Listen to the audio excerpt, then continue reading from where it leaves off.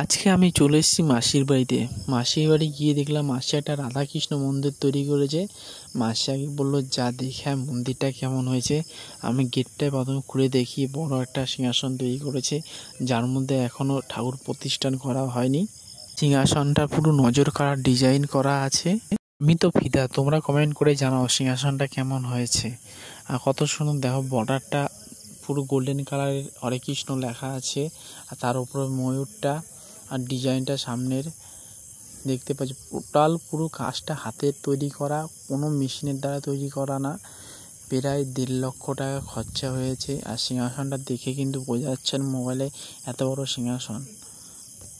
সেগুন কাঠ দিয়ে তৈরি সিংহাসনটা।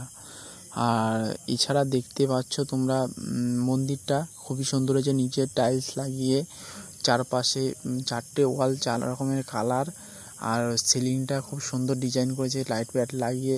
আর এক পাশে ওয়াল রাধাকৃষ্ণ স্টিকার মারা আছে।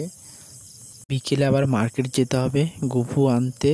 তো আগে কোনোদিন এত বড় সিংহাসন কোনো বড় মন্দির ছাড়া দেখিনি। আর এটা আমাদের গপু, খুবই কিউট হয়েছে। সবাই কমেন্ট করে জানাও রাধে রাধে।